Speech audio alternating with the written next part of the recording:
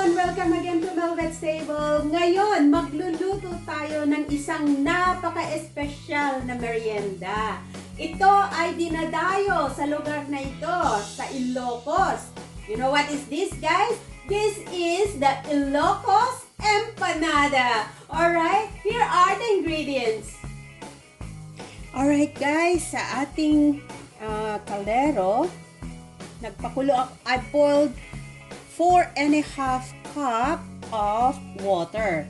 So, I will add in the annato powder, isang packet, one packet, about 10 grams.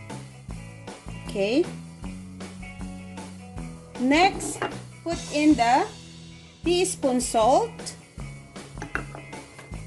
teaspoon ground black pepper, and 4 tablespoons of cooking oil.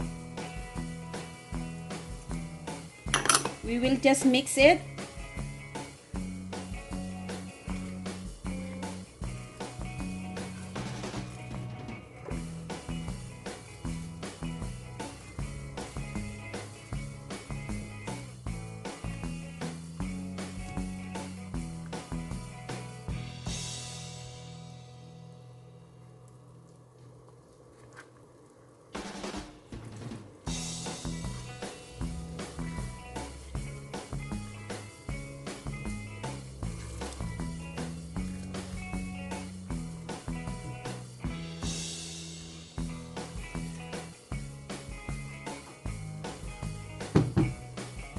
And then slowly we will add about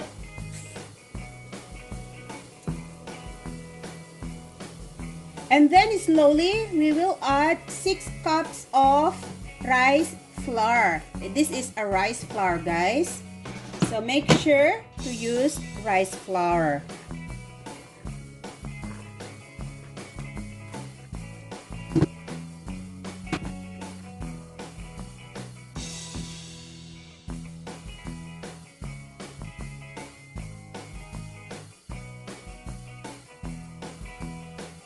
Okay guys, while waiting for our flour to be cooled down, igigisa natin yung ating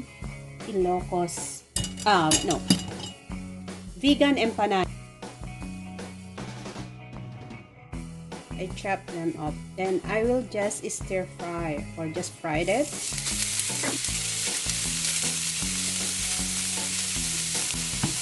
Pag wala kayo guys makitang Vigan Longanisa, you can just make Ilocos garlic longanisa.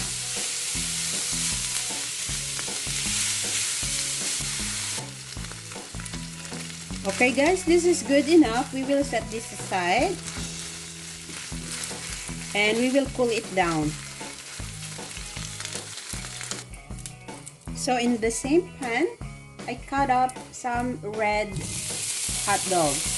These are hot dogs from the Philippines. So I just slice them as big as this one. Just wanna quickly fry them.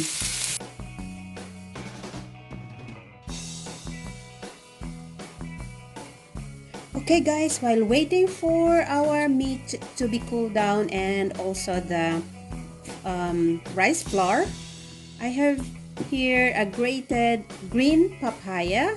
I squeeze out the water. This is about 4 cups. Now I have 1 cup of mungbean. This is yung munggo. Okay, but natanggal yung kanyang balat, so it look like yellow. Okay, so there's no skin, right? So I have a cup.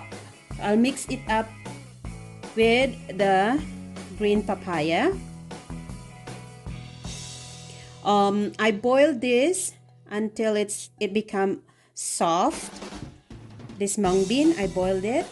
Now I will add about teaspoon of all-purpose seasoning and 1.5 teaspoon of salt and 1.5 teaspoon of ground black pepper. So I will mix it up all together guys, and then we will set this aside until we are ready to make our dough.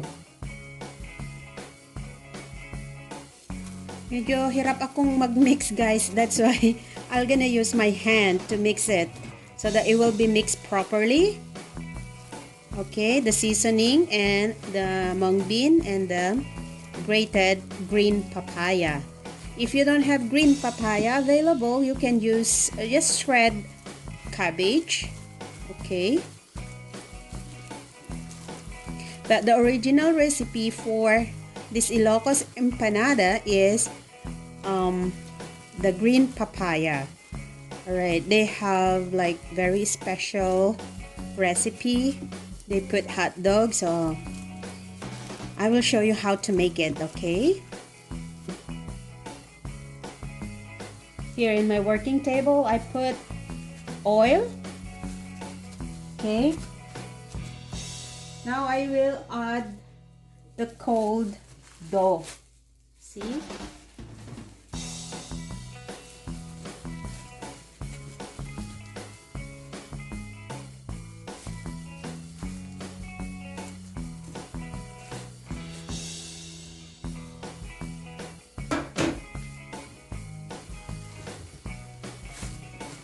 So guys, I added 1 cup of boiling water here because it's a little bit dry.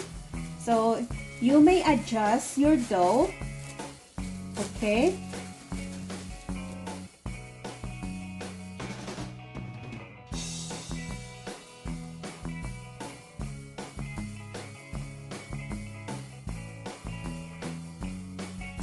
So, para maging uniform ang ating empanada, kailangan kiluhin natin. Okay? We need to weigh it and let me see how big.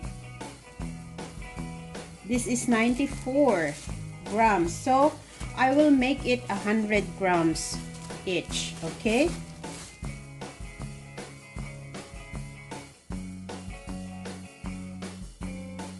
Alright guys, we made about 15 pieces for 100 grams each. Okay, so let us continue doing our Ilocos Empanada. Alright guys, so I put plastic. Now I'm using my rolling pin to roll like this. Okay, so I have large eggs, but we should be using just the small eggs, guys. But I have just the large eggs here. So what I do, I will remove some of the egg whites, okay? Okay, so we will put at the middle our papaya and the mung bean or the mungo. Okay, I'll just make some like a well. Alright, but I have to put something at the middle as well, like that. Now I can add some of the Vigan Longanisa. Yan. Tapos my sausage. That. Ibang side naman. Okay.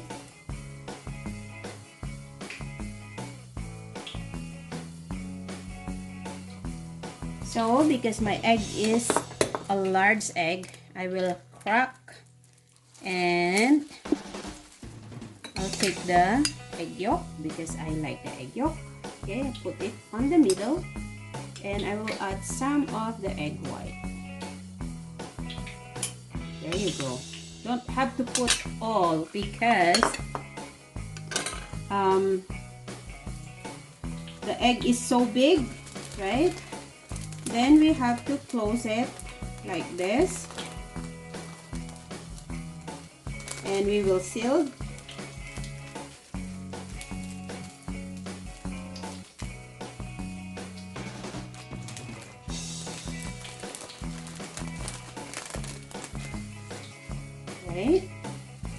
Then we hit the bottom. And you can do like doing the empanada. But it's a very big empanada, that's why.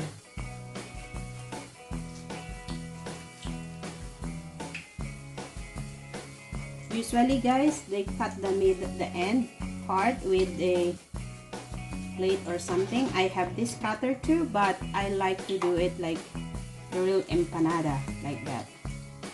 Okay?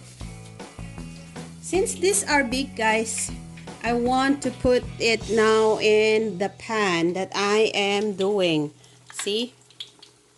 Then just drop in there. There you go. And let's wait until it cooks.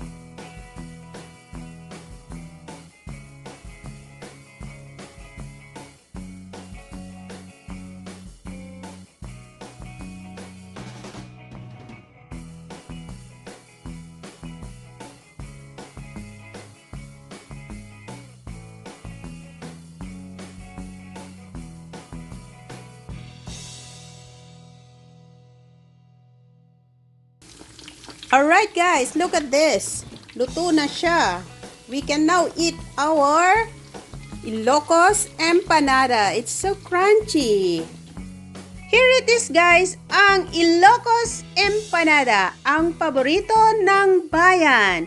To all my subscribers, thank you so much. And if you're new to my channel, please don't forget to click on the subscribe button and the notification bell so you'll always be updated every time I will post a video in my channel. Thank you so much guys. Bye-bye. Till next time again.